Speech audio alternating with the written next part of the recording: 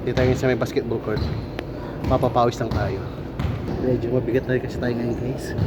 Ang uniforme natin, ano na, parang masikip na. Naglaro na rin kasi yung mga tropa nila. First game pa lang. Ayan, ito pa lang yung ano, kasamahan namin. 14 lang kami, 15.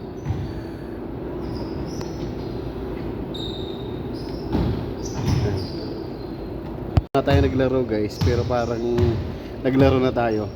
Sobrang dami na ng pawis natin, no? Ayun guys, hindi tayo nakapaglaro. Nakapaglaro pala tayo, kaya lang isang ikot lang nag umitik yung ano, litid ko. Parang ano, nahila yung litid ko sa paa. Kaya hindi na natin tinuloy. Pahinga na lang muna tayo. Sino? Ayan guys, mauna siguro tayo kasi lagyan ko ng yelo yung paa ko. Maghanap tayo ng yelo guys.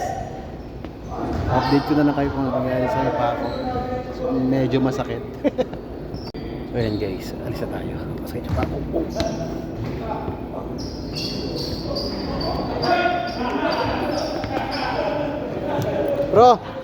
Bro, paano ako? Aray ko! Mga ano natin. Sakit sobra. Aray ko. Hindi ko alam kung ano eh. Kaya lagyan ko ng yelo. Sobrang sakit. Aray ko. Ang sakit, aray ko. Ang sakit ng paa ko. Kita nyo naman kung paano bumaba. Aray ko. Aray ko. Aray ko. Litid. Ay, yan yung napapala ng mga ano.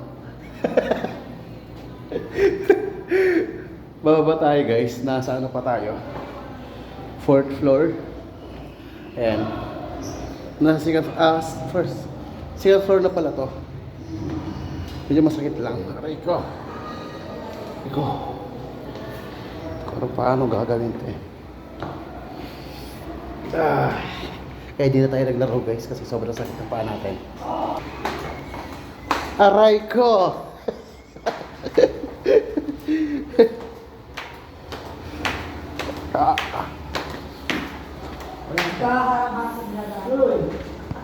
Ayan, dito tayo sa kanti. Humingi lang tayo ng yelo.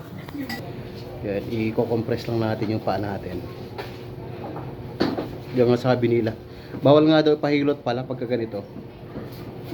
Compress mo lang ng ano, malamig. Ito litid. Hindi naman yung laman yung ano eh. Hindi naman yung laman yung tumaas, yung litid lang. Dito, itong lugar na to. Ayan o. Ito litid na to.